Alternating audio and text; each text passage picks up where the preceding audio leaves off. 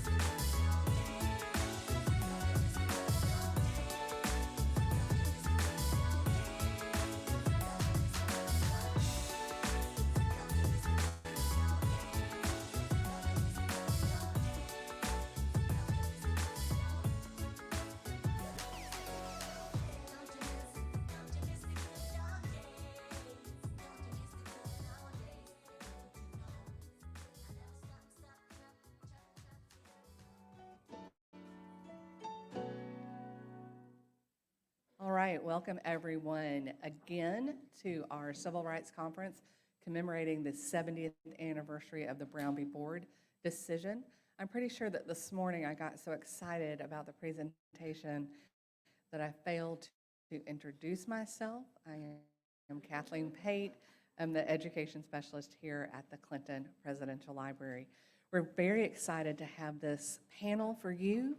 I guess this afternoon, it's 12:01. Some folks think that Little Rock Central High School was the first school in Arkansas to desegregate. We know that's not the case. There were 3 districts, Charleston, Fayetteville, and Hoxie. Hoxie is Hoxie is referred to as the first stand.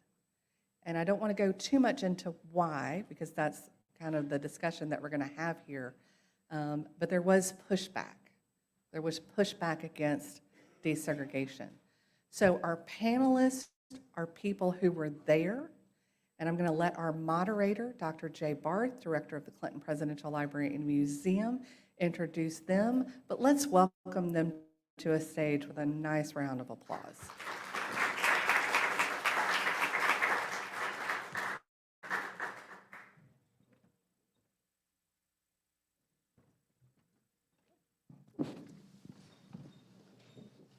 And your microphone should be live, so you can just start talking.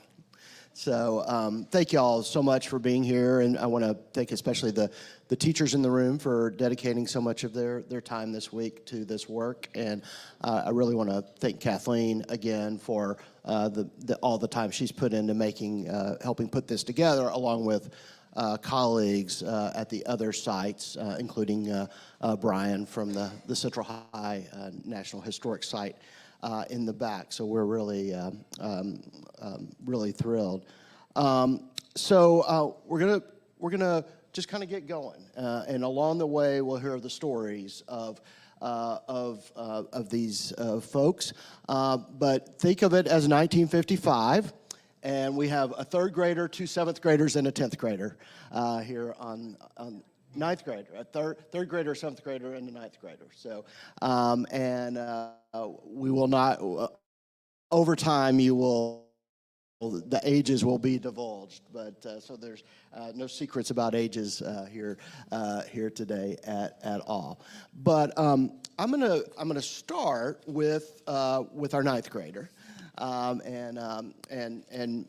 Francis Weir Green was a 9th grader who lived not in Hoxie proper, but out in the country. And I'm going to get you to tell us a little bit about what Hoxie and Lawrence County, in which it was based, what those communities were like in the mid-1950s and the late 1940s when you were growing up. Okay, thank you. Yes, I lived in the country on a farm, 40 acres with my dad, 40 acres with my brother next door. I rode the bus, even though I was in high school. Very few kids had any transportation of their own in 1955. I rode the bus to school and home, except for the nights that I spent in town with a very dear friend because I was a cheerleader and she was my base in town. We grew mostly cotton, as did most everybody around us, and we did have what we called a split term of school, which meant that we started school in July and went until August, in the end of August, and then we were out 6 or 8 weeks and started back. And that was to give the farmers time with their families, because that's who got the crops in, mostly in those days were the families. And so we picked cotton and brought in all the harvest and went back to school.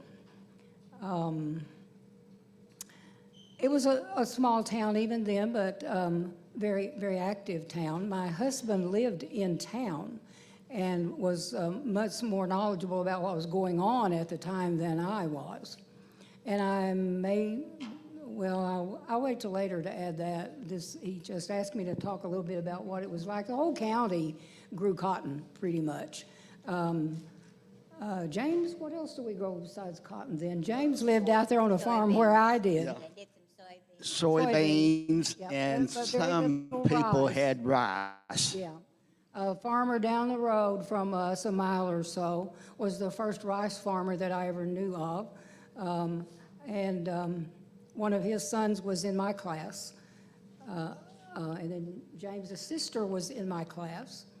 And we all were there kind of in a circle in a little community called Arbor Grove, a very wonderful place to grow up. So we have a place that's very much defined by agriculture. It's an agricultural Yes. Oh, yes. community, and that really defines the place. And as you said, that creates this very interesting split term, which means July of 1955 is, of course, the day when desegregation began in Hoxie. But let's talk a little bit about Hoxie before 1955. And Ms. Ethel Tompkins, you were a 7th grader in 1955, but you had been going to an all-black school before that time. And could you talk a little bit about that experience? Okay, the school. And if you would just kind of hold it close to your mouth. The black school, and it was referred to as the Hoxie Colored School, was the official name of it. If you want to call it that. The school itself, it leaked all the time. If it rained, it leaked. When it rained, we had mud in the yard. Most of the time, the windows were out. We had no indoor plumbing. Each morning, one student was assigned to take the water bucket and go down the road and stop us to see if one of them would fill our bucket, so we would have water for the day. And then the afternoon after lunch, you do the same thing. There was no grass in the yard. We had one teacher for the grades 1 through what I think probably started maybe second, 2 through 8, one teacher. Once you got to the 8th grade, you were bused to Jonesboro to finish your schooling. But our school was terrible. However, it was the only school that we knew, and so it was normal to us because, that's just the way it was. All right. That's Yeah, it does. And so, as Kathleen said earlier, there were, of course, the Brown decision is handed down in May of 1954. There's 2 school districts in Arkansas, in Charleston and Fayetteville, the debate over who came first in terms of desegregation, but both desegregated that fall. They had a very small number of black students across all the grades. Hoxie's a little bit different because while black students were certainly in the minority, there was a significant number of black students who lived in the Hoxie district. I believe originally it's about how many students were at the Hoxie colored school? We have official records of the first day of 29. However, okay, not used to didn't have it that close. However, after the third or fourth day, probably, the numbers started dwindling for one reason or another. So that's how it kind of got down to known as 21 students. Right. And the total student population is 450, 500, right, across all the grades? Is that? You mean of the black students? No, of all, the the entire school district. The entire school. I think at that time, the official count of everything was about 1,000. Oh, it was out. I think it was about 1,000. Yeah. Over all of I them. think it's about 900, but Okay. 900? Yeah. Okay. So a little bit larger than I thought. So, so a clear minority within this school, but also a not insignificant number.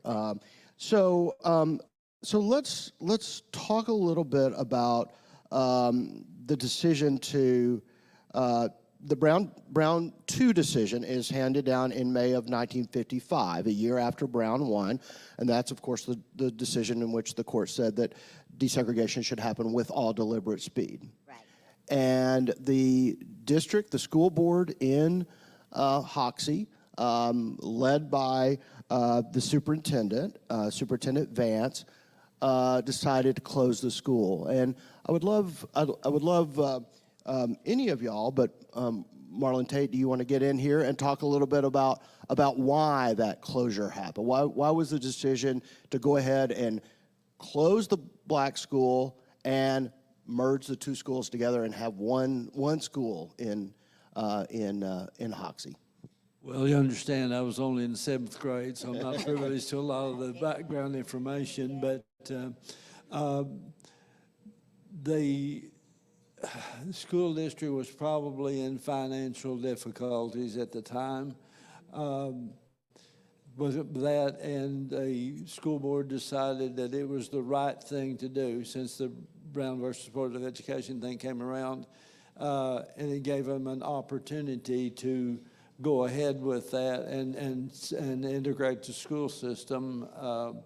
And again, as Ethel told you, the colored school was not in good condition at all, and that did cut down the expense of keeping up with that property and transporting the high school students from Hoxie to Jonesboro, which is 25 miles away from us, for their high school education and whatever expense that involved. Yeah. So you've got a case of clear inequity across the two schools, and you've got these costs that could be saved, and any school district is always underfunded in Arkansas at that period, at that time. And Superintendent Vance actually also said it was, quote, right in the sight of God, which is, I think, for that era, a very stereotypical statement, especially in terms of other school leaders that we see across the region. And so I think that's quite extraordinary. So Ms. Tompkins, you were going into the 7th grade, and all of a sudden you're not going to the school you've been going to. You and your fellow students who are black realize you're going to a new school. So talk a little bit about the lead up to July 11th when you joined those other students and going to the Hoxie schools. What was going through your mind? What conversations were happening in your home? Well, you have to remember that in 1955, children were not privileged to a lot of information that was happening. Because see, like nowadays, kids know everything. I mean, they talk it over with their families, they're there. okay, in 1955, when business was discussed, or actually when the adults came in the room, got together to talk about anything, the kids had to hit the door. If it was not too cold, we had to go outside, or you had to go to another room. That was just the culture, the way things were held. So if there was discussion, I didn't know about it, because you were not told anything. What I was told, we got a letter, Dad got a letter in the mail from the superintendent of schools stating that beginning on July the 11th, first day of school, I was to go to the big school, the main school, main campus they called it. So that was my first knowledge of, going to a different school. The thinking was on the side of town where we live, where I lived, there were no separation or anything, all the white kids there. We were the only black family on that side, that particular portion of town. So I played with all the white kids. My mom had, they exchanged recipes and stuff with all the other families. So when school started, the kids were all happy, because what would happen before then was that you leave home to go to school, they would continue one way, and I would go to the right to go to the other school. Because we lived about 20 feet or so outside the line that would qualify us to ride the bus. So we could ride the bus. So we had to walk, rain or shine, like, the Abraham Lincoln story. So, but anyway, to us, it meant, hey, we could all go to school together. So, it was really fun for us to walk to school together. I think, Marlon, your family was on that side of town. You were on Pine Street at that time. Yeah, excuse me. I was one of the northerners. I lived in northeast Hoxie. Ethel was in southeast Hoxie. I'm from the south. So, but anyway, for us, it was a chance to, we played together, we knew each other, so now we go to school together.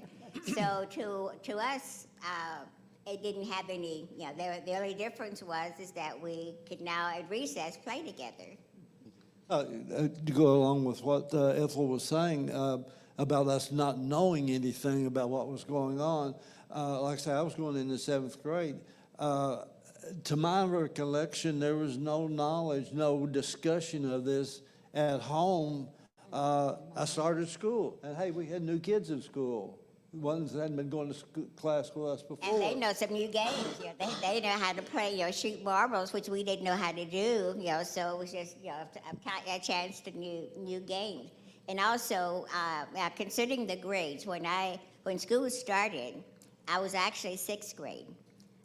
The teachers thought, they wanted to give us all aptitude tests, because they thought, well, maybe since we came from a one-room schoolhouse, that maybe we need to have a little remedial training. Well, what happened was that we were advanced. So my 6th grade was actually too advanced for the 6th grade that I would have been in. So that's how I got to be in the 7th grade. So I actually started 6, and then I got promoted to 7, because my knowledge level, even from a one-room schoolhouse, we had a fantastic teacher. And so she made sure we were prepared for life experiences. So we were more advanced actually than they thought we would be. So that's how I got to be 7th grade. Fascinating. So, Ms. Green, you were, of course, a sophisticated 9th grader. Was there more conversation in your house about what was about to happen? None that I knew of. As Ethel said, parents didn't talk in front of kids in those days.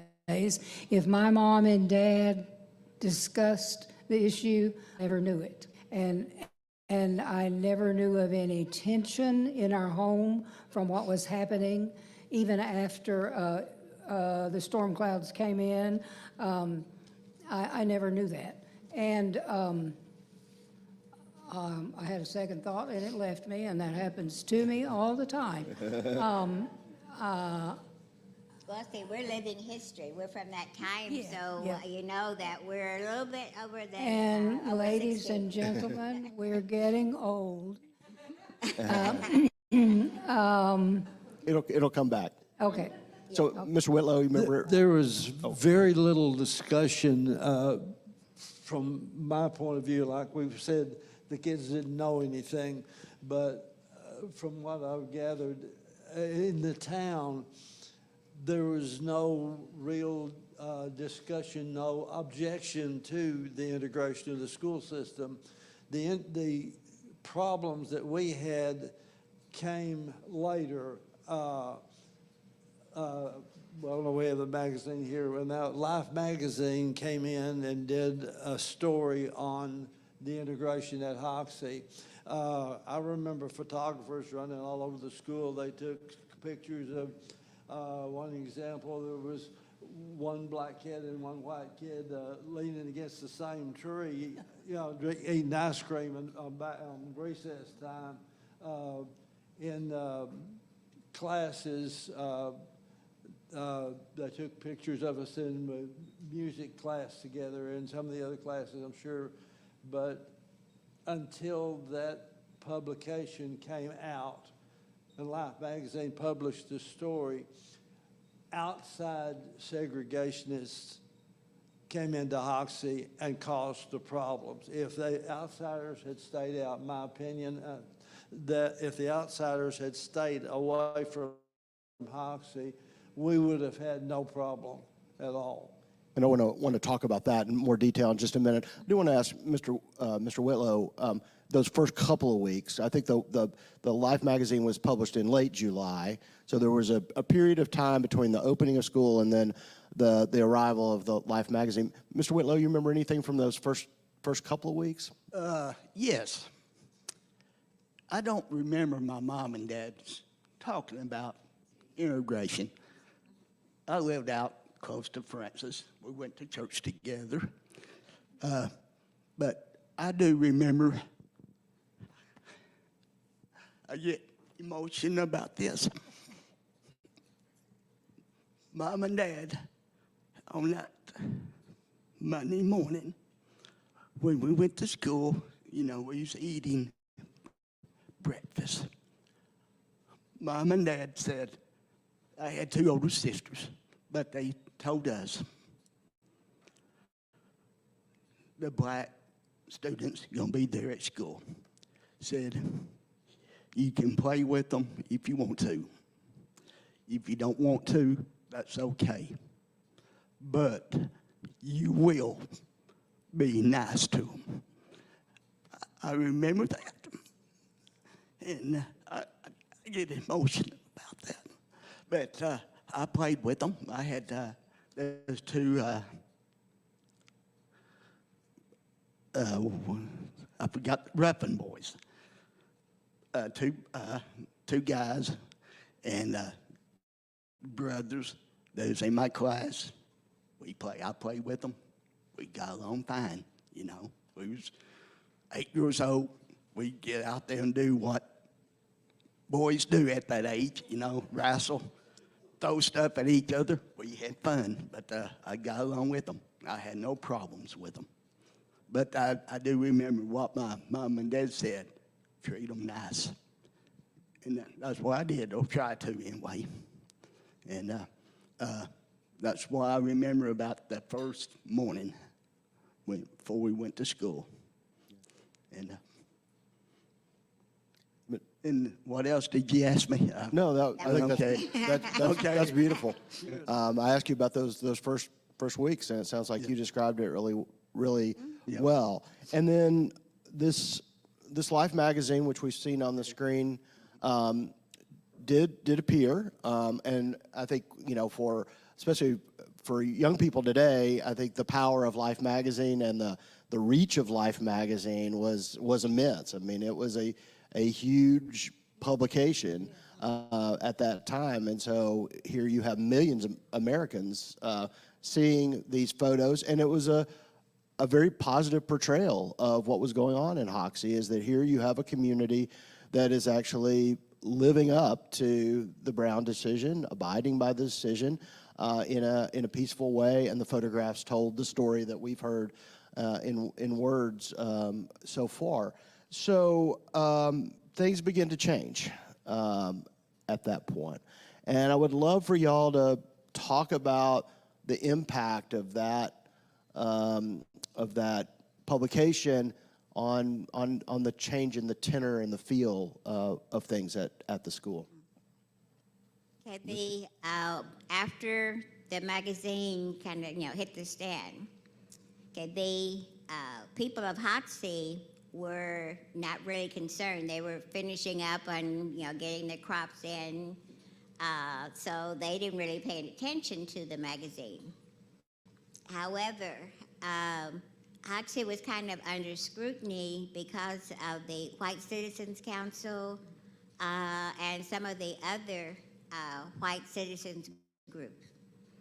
So when they saw that article that came out, and because like you said, the reach of the Life magazine, so the leaders of the magazine said, we must go to Hoxie and try to break up this integration, because if we don't, it will give other school districts the power to think that they can integrate with no problem. So we've got to break up this integration process. So the couple of groups, white citizens groups, came into town and tried to stir up trouble to get the citizens. At that time, they kept telling the citizens of Hoxie, if you let this integration process continue, then the next thing you know, you're going to have some black and white babies.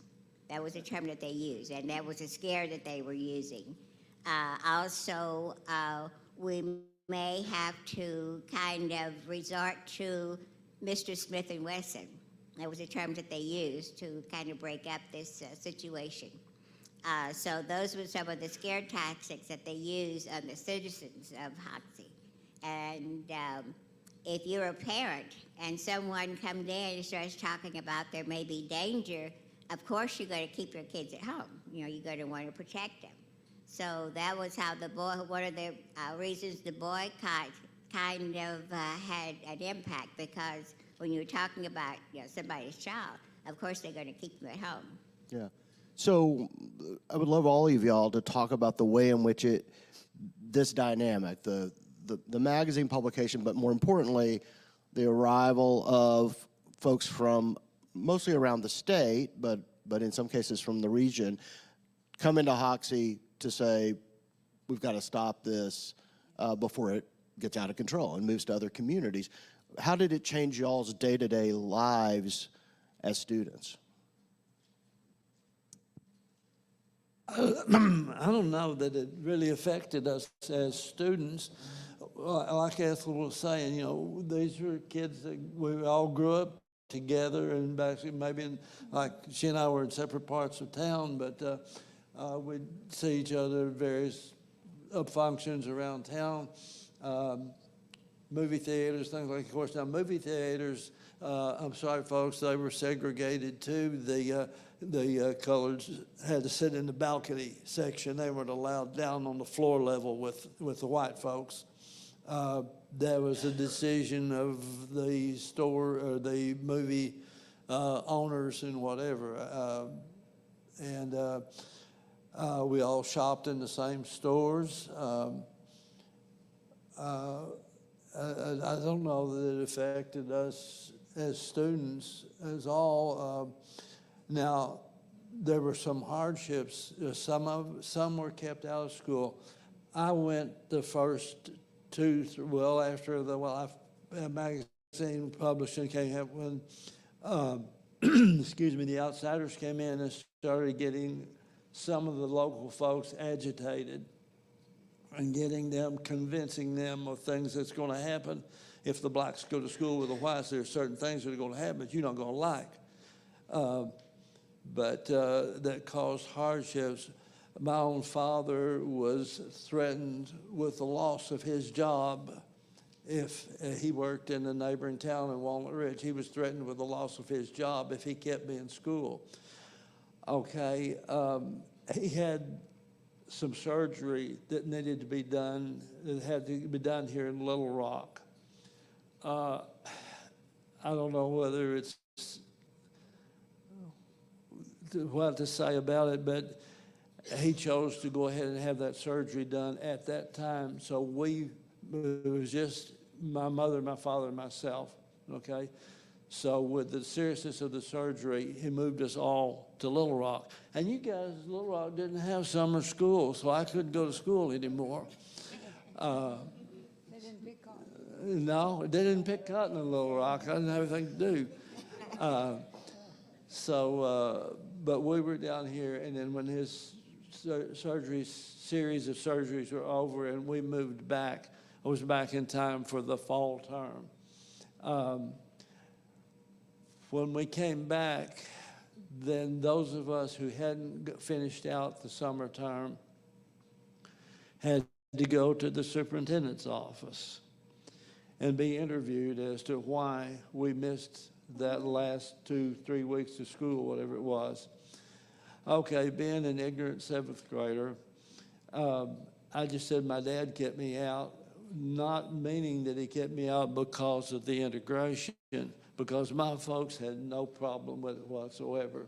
We had colored friends. My dad and had colored friends at his work. We were on good terms. They had no objection to this. It was just his job situation, and he used the surgery to get away from, losing the job and being able to get this done. Anyhow, I just said my dad kept me out. Well, they didn't interview me any further on that. They just took it as because of the integration. So it's first F's and the only F's I ever got in school. I was not allowed to complete that work. Interesting. Ms. Green, how do you remember change that happened as the outsiders began to come in? When I came back to school, everything had settled down, I guess, between the students and everything like that. There weren't any, I guess they were expecting to be fights between the whites and the blacks, but there weren't any, not to my knowledge. There was any violence of any kind. But We have said many times that this was not a black and white fight at all. It was whites and whites over the decision to do or not to do. The blacks were very heroic in staying in there and being present amidst all that. And now, when the outsiders, we call them, came in, they did start a local group of protesters too. And they had, town meetings and all that to, and out of that, of course, came all these petitions to get the school board to resign, to just do whatever they could to stop the process of integration. And of course, that went on into court fights, which I'm getting ahead of the story. Yeah. We'll get there in just a minute. Ms. Well, Tompkins? one of the things that we tend to forget is that in most of the towns, the integration, the black citizens petitioned for integration. In our case, the school board were the ones that insisted on integration. So that's why it became more of a white-on-white battle instead, because, we would just sit back and watch them because it wasn't our fight. What was it like in third grade? In my family, or my parents, they had no problems, with the white students going. So there was a boycott. Some of the students or some of the parents kept the students out of the school, but my parents didn't. They had no problems at all with it. So how many students were out of your third grade class, approximately? Right offhand, I can tell you, but there's a few that some of the students, some of the parents kept the students out of the school. And how did that? We've heard the phrase it was a white on white fight. how did it change dynamics within the white community? I mean, did your families begin to have to argue with their neighbors about what was going on? I'd like to speak to that a minute. I told you I lived in the country and there was no issue, but my husband was a year ahead of me. He was a sophomore in school. His family lived in town and was very much involved in civic. They owned a grocery store up on Main Street at Hoxie, and they knew everybody in Hoxie. They delivered, Jim, my husband, delivered groceries. He was 16, to people all over town, including all the black families. And there was no, I don't know where I want to go with that. I just want to make clear that at that time, yes, there began to be splits among friends. Our church pastor, the Methodist Church, took a stand for segregation, and some of the church members left. There was some division going on that I was not aware of, but my husband was, because he and his family were in it. They lost customers at the grocery store, and in the later month, in the next year or so, when another school board was elected, by the way, in case you don't know, that school board stayed the course. They never backed down. They never changed anything. They stayed the course till it was over. But there was a school board election, and the presidency of the school board changed the next year. And there was an election for new members. Jim's dad ran against the local opposition leader for one of the school board positions. And his dad, being a civic and community leader, also in his church, was defeated by that man for the position on the school board, which in my opinion never would have happened under other circumstances. Just an illustration of the division that was happening. But a majority on the school board hung tough. Every as one they- of them. And they continue to support desegregation.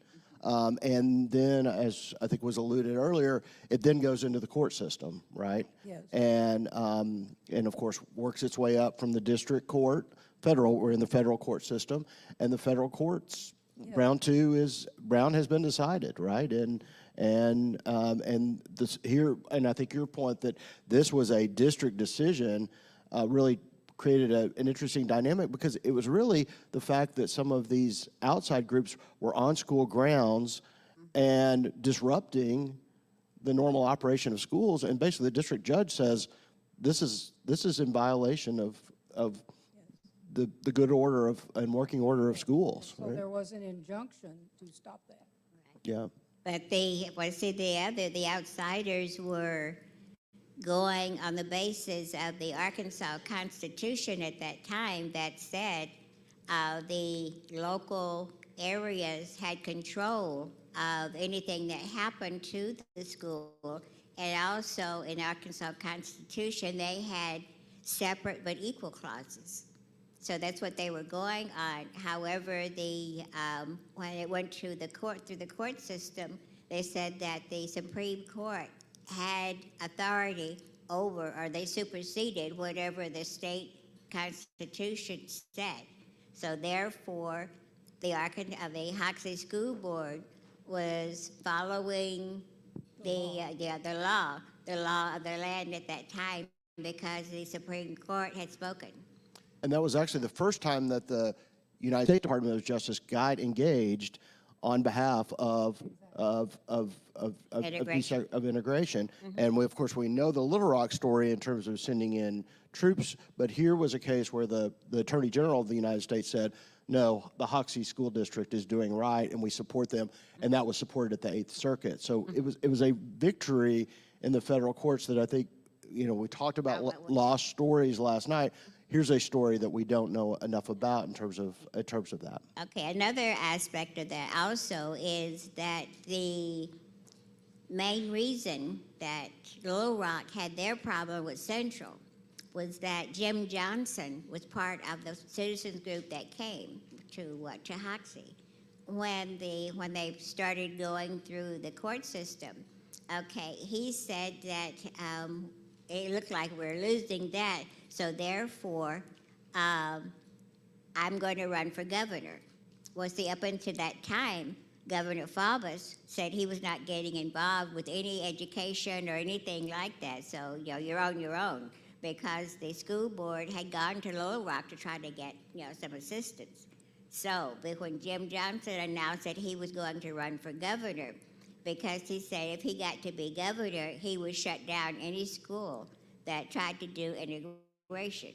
So therefore, when he decided to run for governor, Governor Faubus said, hey, wait a minute, if I don't run, if I don't do, try to run for governor or do something to let the people know that I am not for integration, I may lose the next term. So that's when he got involved with the central process.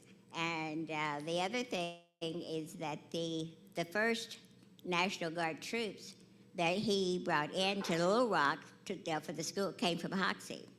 Okay, when Eisenhower federalized the troops and said, hey, you got to help keep the peace and make sure the students get into the school.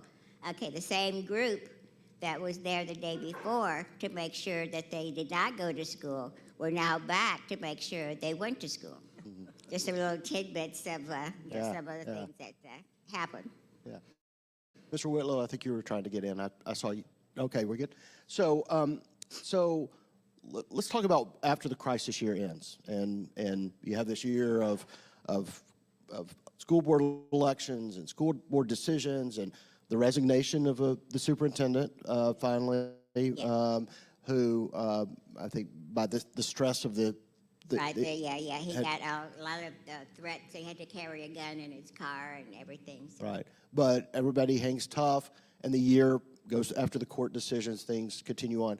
What was life like after that year of crisis in Hoxie? What was the new normal? The new normal, as far as I could see, was the old normal. I mean, there was no real change. Because you have to remember that the Brown v. Board only applied to schools. It did not say that restaurants had to be made available, had to be integrated. So they were not integrated before, and they were not integrated until way after. So the Brown v. Board, as far as it affected anything, it only applied to us, the ones going to school. So therefore, when that started going through the court system, the outsiders went home because they were bored, because, it's going to court was boring. So things went back to the way they were before. They went, they gathered their little toys and they went home. As you can probably tell, Ethel is our historian. She has thoroughly, she's a former librarian, and she has thoroughly researched everything. The three of us are basically telling from what our experience was, but Ethel is our historian. She's gone back on this. Everything settled down as after the first year. After that was all in, we were just kids going to school together. The families, were back to normal. Everything was back as it was before. We were all friends. I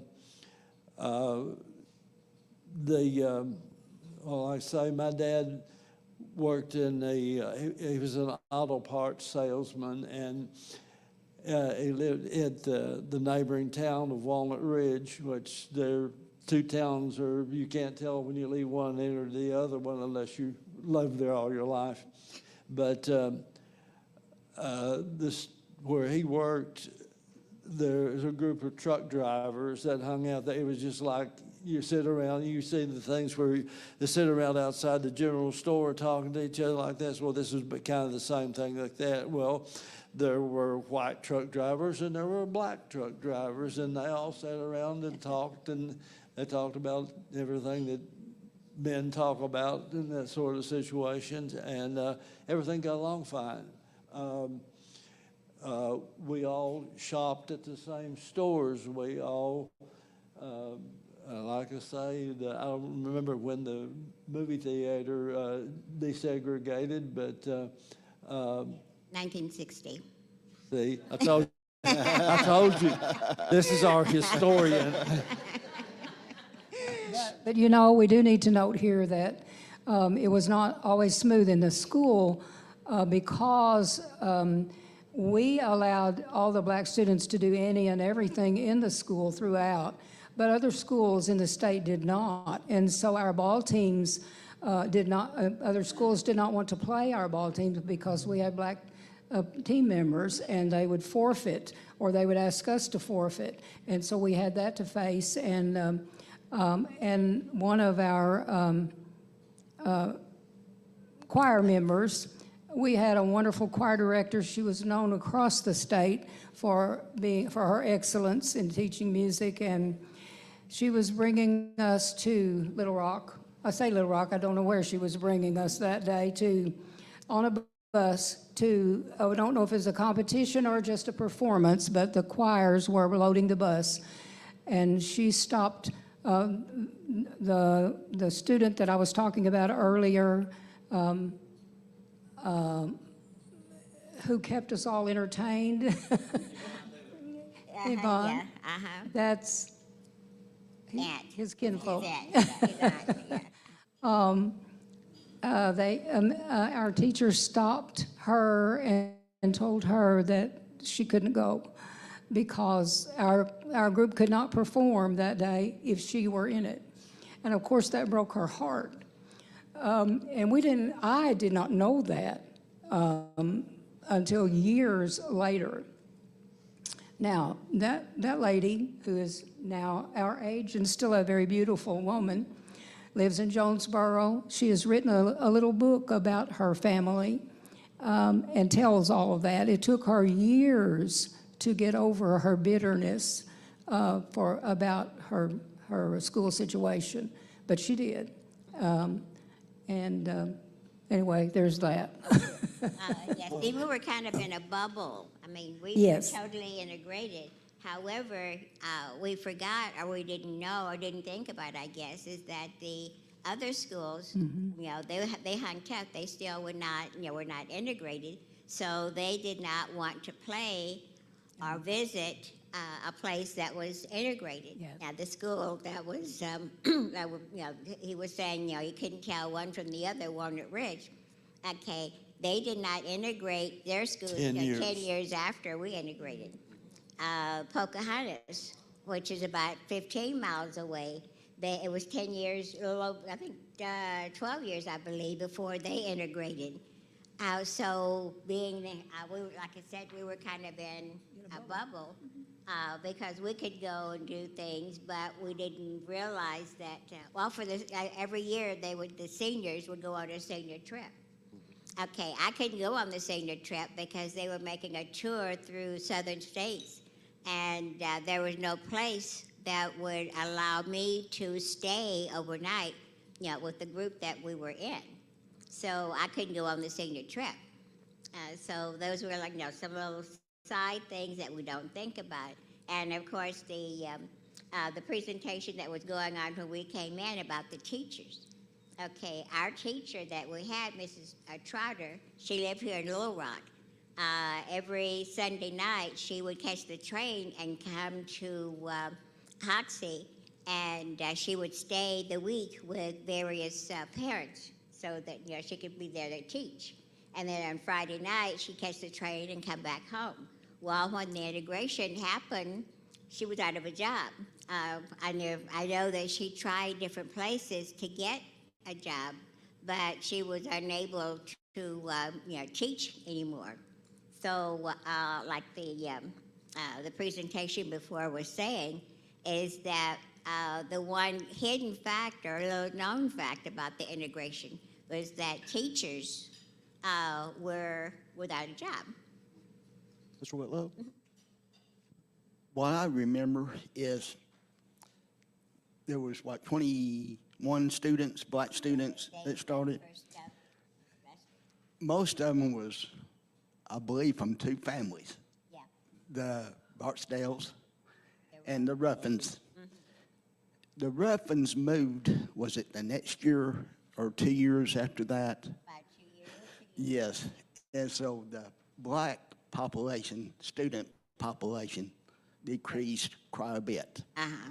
So, And was that just a, Because they needed to have work. I mean, it was a move based, move I based on think work? Mr. Ruffin passed away, and the family moved up they had north. to go to where they could get, where she Get could get some jobs, yeah. assistance. Yeah. So I've got one last question, then we'll get it out to the audience. And that is, today in Hoxie, how is this moment remembered this year of desegregation? How is it remembered? And what would y'all like to see in terms of how students there learn about this experience, how the community commemorates? We, excuse me for a minute, we have a group called Hoxie the First Stand. We are in the process of getting Hoxie remembered. We have bought a building and are trying to raise enough money to establish a museum that will show the history of Hoxie up through the integration and what's been done since then. The four of us are on the board for that organization. And the only people who really remember or know anything about the integration are those of us who were there. Populations change in a small town. There are a lot of people who live there now who don't know anything about it. The students going to school don't know anything about it.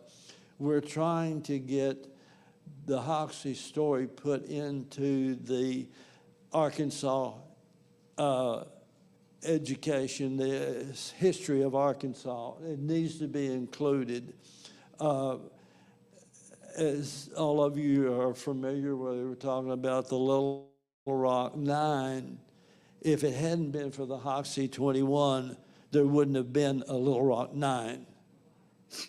Ours was the first fight. Ours was the first stand where our parents and our grandparents and the students fought to establish the integration process, to follow the Brown versus Board of Education and get this done as what was, the standard of the land, which it is now.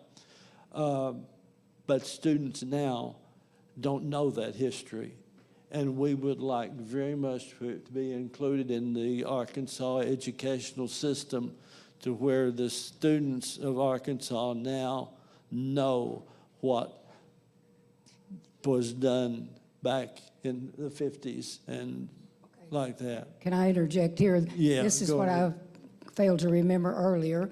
I always try to take the opportunity to mention that documentary, Hoxie the First Stand. If you have not seen that documentary, you can find it. Just Google it. Facebook, not Facebook. YouTube. YouTube. You can find it. It's a wonderful synopsis of the whole story. It was produced by Arkansas PBS. I'm sorry. It was Ye- produced by yes, Arkansas yes, on PBS PBS about, also, what, yes. 12 or 15 years Yes. ago? It was when I saw that documentary, it came out. 2003. Yeah. 2003 is when it came out. It premiered at ASU, Arkansas State University, with a panel on stage afterwards. And that's when I learned the significance of what Hoxie meant in not just Arkansas history, but national history. And so if you have not seen that documentary, I would suggest that you do. And I also would like to say that Ethel has been many times to tell this story in so many places, but it just still seems to be unknown in so many places. And Ethel is still available if she can feel, I told you, we're getting old. But if our health allows, we intend to keep telling the story, and we want to keep trying for that museum. The only thing that is causing us to not have a museum is money. And we've tried that too. We've just have had failures, but. James said. Yeah. She James? mentioned money for the museum. This is my opinion. The reason Hoxie integrated was lack of money, having a black school. If you got rid of the black school or closed the black school, it would save money for the school district. And in my opinion, that's the main reason. Yeah, they were Hoxie financing it. integrated, Yeah, yes. financed it because they had not only the money to try to keep our school from floating away, there was also the funds for the 9 through 12 students that had to be bused to Jonesboro. Okay, they had not only had to pay the school district over there, you had to pay for the little bus, you had to pay for insurance, pay the driver. So it was kind of expensive. Back during that time, it was expensive. Gas was not as high, but during that time, it was high. So the funds that they would save, was immense by integrating the schools. Yeah. So I want to get it out to the folks in the room, and then of course, folks who are online can type their questions in, and we'll monitor that and be sure those questions get answered. Anybody have questions here? Yeah, back. Hi, I'm Charles Smith with Little Rock School District. My question is to anyone on the panel. What do you think was the contributing factor to having parents that were not affected by integration? And encourage. What's the gentleman on my left? Mr. Whitlow. Okay. Well, yeah, you say your parents said you're going to be nice to them. Yes. What by you living there? What was it about your parents that you believe allowed them to have that type of mentality? When it could have been so easy, they Well, could have just went along with what was going on before. This is my opinion. Francis and myself, we lived about half a mile from each other. Yes. We went to the same church, a little Free Will Baptist church out in the country. And I think I don't want to get religion involved in it, but I think being Christians was the main thing to me. I was 8 years old, but, thinking back, believing in the Bible. I'll just leave it at that. Okay. Well, I think the other thing too is that most of the parents, they were too busy trying to make a living. We were out. Everybody was poor. The main thought that they had in mind was that we've got to get the crop in. But if we don't get the crop in, we're not going to have enough, enough food, no money. So the school problems were secondary to them trying to get that crop in. I think a couple of questions over here. Yes, we'll start right there. First of all, I'd like to say it's an honor seeing you all and listening to you all. Can you speak now to the population of black and white in the Hoxie School District? Now? Now, yes, ma'am. I don't know. Let's see, it's probably maybe, I think there's 5 black students and a little over 1,000 white students. The black and white population of the city itself is almost down to 0. There's, like in most places, and with Hoxie being so small, there's no economic reason for for people to stay there. There's no work for them. The harvest, the crops have are slowly disappearing. So the families had to move to places where they could make a living. So that's why the population. Including white. Yeah, it's for everybody. Yes, it's same for everybody. That's true, and with the changing in the farming community to some, the mechanization, let me put it that way, back when we were kids, we picked cotton. You know, we were out in the fields, we were doing the work. We did all the farm work, you know, even us town kids like me, that's the way I made my money for my school clothes, was picking cotton. Now, with the mechanization, the big farms and it's all done mechanically, there's no need for hired hands, let me put it that way, to do the manual labor. It's all done like that, so there are no jobs and for anybody, and you have to go away. Not only the colored folks, but the white folks too. When I was going to school, it used to be the thing was, okay, when you graduate, we're going to Rockford to get a job, in Rockford, Illinois. Okay. There just weren't any jobs available. And I think that's in the population shifts like that. So you have to go somewhere where you can make a living for your family. And again, there were no jobs, there were no day laborer jobs to speak of in the county, even, that you had to go somewhere else to make a living. Even now, as far as I have 4 children, I have one. My oldest son is a police officer with Craighead County Sheriff's Department, which is 25 miles away from home. My second son is with the Army Reserves, and he lives in Benton. My oldest daughter lives well, she still lives in the county, but she works in Jonesboro for St. Bernard's Hospital. My second daughter, my baby girl, is a deputy circuit clerk in Walnut Ridge with Lawrence County. Luckily, I managed to keep 3 of them within 50 miles of me, but my Army son, he travels, and his wife is in a more or less tourism field. She works for companies to set up places where they have retreats or have business meetings and things like that. And So it's hard. Yeah. Yeah, the lady over there had a question. Yeah, my question is, you said you had to learn how to play a new game. What was that game and how do you play it? Oh, a new game? We played Jacks. Have you ever heard? I don't know, you may have.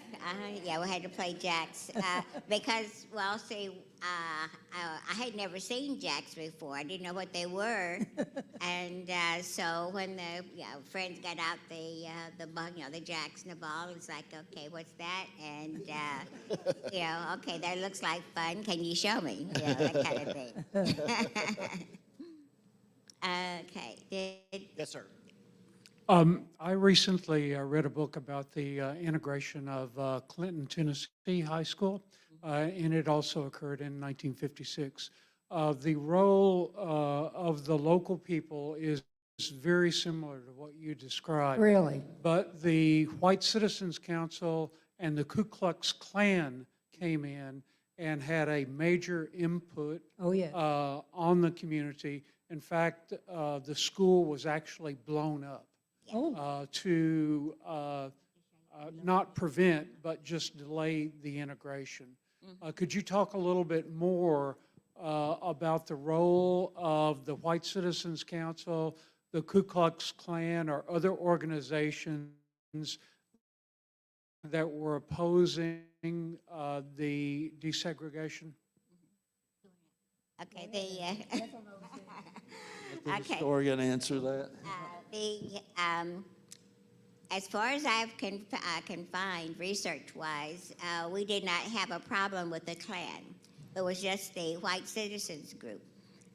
They did a lot of talking, such as, well, I've got a good friend named Smith and Wesson, and different things like that. But they never really produced anything as far as actual violence. One of the stories that went around during that time is that one of the leaders of the group offered a $100 reward if someone would knock out the superintendent of schools. Well, the problem with that is that K.E. Vance was about 6'4", 6'5", 250.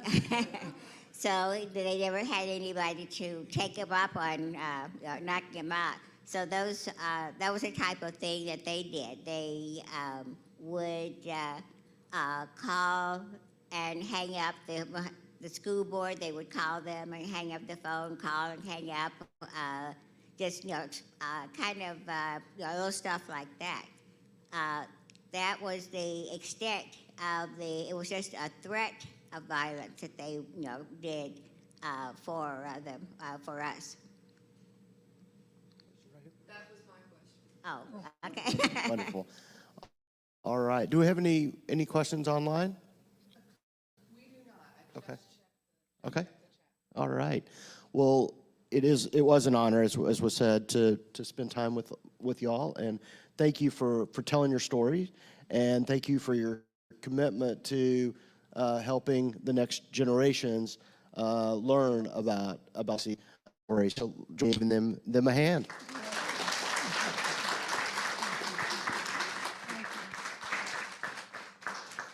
Now, just in case we have some Little Rock Go hold it up. fanatics, just in case we have some Little Rock fanatics, we are not trying to replace them in history. We just want to have our place along with them because we deserve to be there. Okay. All right. Is there a break? There's a break. All right. We'll break, and we'll return at 1:30. Yep. All right. Thank y'all.